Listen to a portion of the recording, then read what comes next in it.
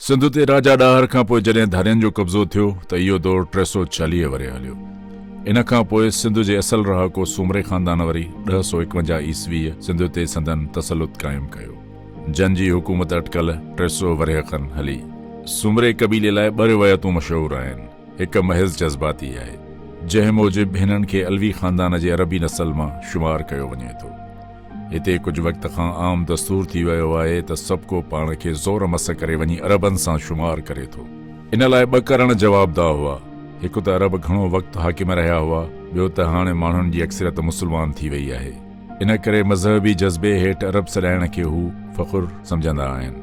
हिननि खे कहिड़ी ख़बर त अरबनि जा वॾा बदवी ऐं बुत परस्त हुआ। संदन वॾा आर्या नसुल मां राजपूत ऐं मुहज़िब हुआ, पर मज़हबी जुनून सभु कम कराए थी। इस्लाम नसुलनि जा फ़र्क़ मिटाइण आयो हो, न कि किन खे भलो या किन खे ढिलो बणाइण आयो हो।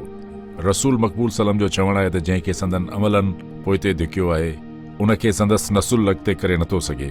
इन करे मकानी माण्हुनि मां सूमरनि, समन, बलोचनि, पठाननि सभिनी तारीख़ जे सही हक़ीक़तुनि ख़िलाफ़ पाण खे अरब नसुल मां सॾाइण शुरू कयो।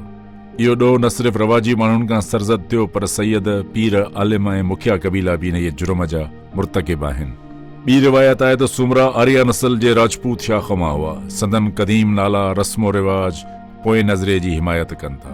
हिननि जो दौरु सिंध हुकूमत लाइ अमुन, अमान, तहज़ीब ऐं तमदुन जो सबबु बणियो। संदन तख़्तगाह मोहम्मद तूर नज़दीक शाहपुर चाकर जा तालका मीरपुर बठोरे में मेलनि ताईं संदन निशान अज़मत जो ज़िंदा सबूत ॾियनि था। बदकिस्मतीअ सां सिंध जे इन इहे सुनहरी दौर जी पूरी तरह तारीख़ लिखिजी नाहे सघी। मुख़्तलिफ़ तारीख़ुनि जा चंद टुकड़ा गॾे कुझु अहवाल मालूम करे सघिजे थो, लेकिन हिन ॻाल्हि जी अज़हद ज़रूरत आहे त के मुहिब वतन इन समूरे मसइले ते तफ़्तीश खोजना करे इन दौर जी मुकमिल तारीख़ लिखनि।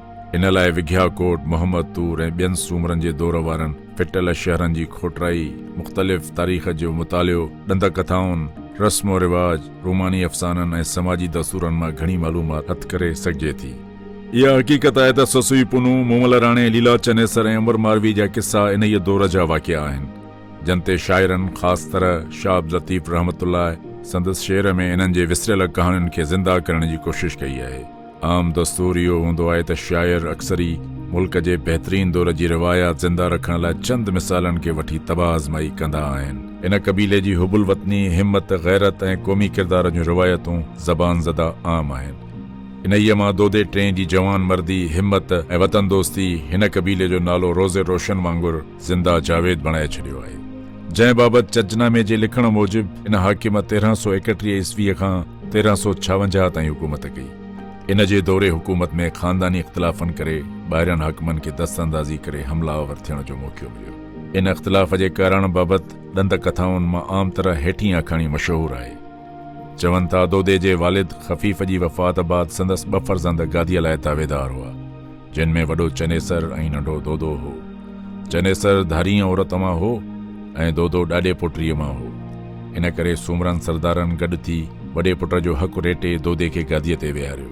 इन इहे फ़ैसिले तां चनेसर नाराज़ थी दिल्ली जे हाकिम वटि वियो। आम मशहूरु इहो आहे त उन वक़्तु दिल्लीअ ते अलाउद्दीन खिलजीअ जी हुकूमत हुई।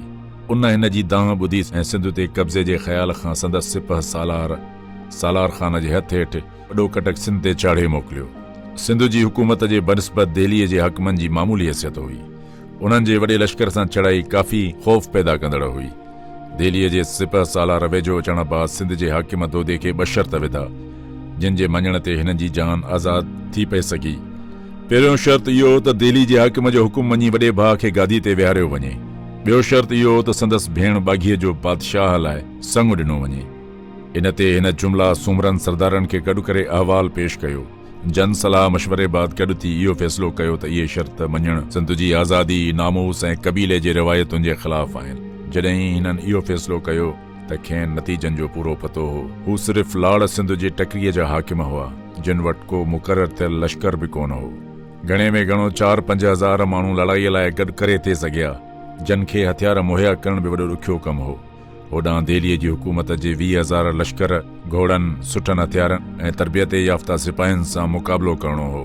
इहा गैर मसावी ताक़तुनि जी लड़ाई हुई, खटण जो को बि इम्कान न हो। इन करे हिननि पंहिंजा ॿार बचा ज़ालूं कच्छ जे आबल अबड़े समय ॾे ॾियारे मोकिलियूं। पाण मुड़ुस थी मुक़ाबले लाइ तयारु थिया। हाणे सवाल उथंदो त हिननि हालतुनि जे वाक़िफ़ हूंदे बि ॼाणे वाणे छो मौत जो मुंहुं क़बूलियो।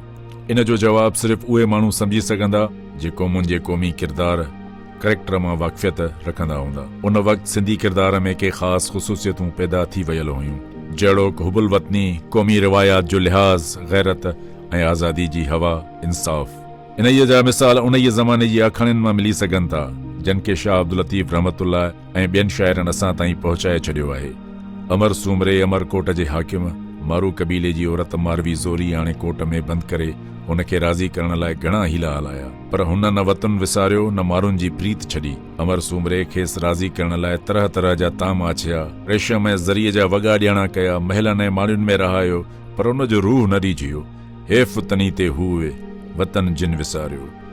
मारू कीअं वेहां मां विसारे, उमर मरम मारुनि जो थो मारे।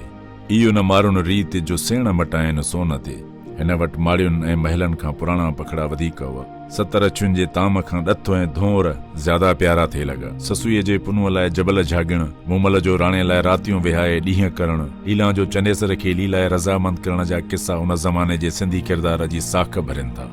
अमर सूमरे जो बि इंसाफ़ मशहूरु आहे त बावजूद मारवी केतिरे वक़्त ताईं वटसि नज़रबंद रही, पर ही संदसि रज़ामंदीअ खां सवाइ हुन जे वेझो न वियो। नेठ मोटाए मुल्क मोकिलियाईंसि। जंहिं क़ौम जे मर्दनि ऐं औरतुनि जो अहिड़ो किरदारु हुजे, उन्हनि खे ख़ौफ़ ऐं लालच संदन सत्या ऐं सेर खां मटाए नथा सघनि। सूमरनि जी हालत इहा हुई जो संग ॾेई जान ते आज़ादु करायूं त 7 पीढ़ियुनि खे पए ते लॼायूं। जे धारियनि जे हुकुम ते पंहिंजे पसंदीदा हाकिम खे गादीअ तां लाथाऊं त संदन गैरत ऐं हिमत जे इहा ॻाल्हि ख़िलाफ़ हुई। इन करे हिननि वतन जी इज़त, आज़ादी, रवायत जे बरक़रार रखण ख़ातिर सिर ॾेई सरहो थियण खे तरजीह ॾिनी ऐं गेदीअ जी हयातीअ खां इज़त वारी मौत खे पसंदि कयो। इमाम हुसैन अलैहिस्सलाम जी बि साॻी हालत हुई। संदसि तरफ़ 70,000 ज़ालुनि ऐं ॿारनि समेत हुआ ऐं यज़ीद तरफ़ हज़ारहा लश्कर हो, पर दाद न दाद दस्त बरदस्त यज़ीद, माना सिर ॾियण खां वधीक पसंदि कयईं बनिस्बत नाहक अॻियां बैयत करण जे। हिननि बि सुनत हुसैनी ते हलंदे फना थी वञण खे वधीक पसंदि कयो।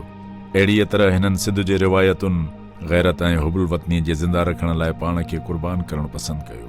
जीअं इस्लामी तालीम खे ज़िंदा रखण लाइ इमाम हुसैन अलैहिस्सलाम सिर ॾिनो, तीअं सिंध जे रिवायतुनि जी लॼ रखण लाइ दोदे सूमरे जे गिरोह पाण मोखियो। सूमरनि मां अक्सर मर्द मैदान ते मारिजी विया। सदन रहियल औरतुनि लाइ चवण आहे त दुश्मन जे हथ हेठि अचण खां राजपूती दस्तूर मुताबिक़ पाण जलाए छॾियऊं। किन जो चवण आहे त ज़मीन फाटी पई ऐं उन में घिड़ी वयूं। उन जाइ खे अञा ताईं सतुनि जो आस्थान सॾियो वञे थो। होॾां अबल अबड़े वटि पहुतल औरतुनि बि जॾहिं ॾिठो दिल्लीअ जो लश्कर कच्छ ॾे काहींदो थिए आयो त उन्हनि पाण माराए छॾियो। इन हिकायत बाबति तारीख़दाननि जा मुख़्तलिफ़ राया आहिनि। किन जो चवण आहे त अलाउद्दीन ऐं दोदो सूमरो साॻे ज़माने में न हुआ वग़ैरह।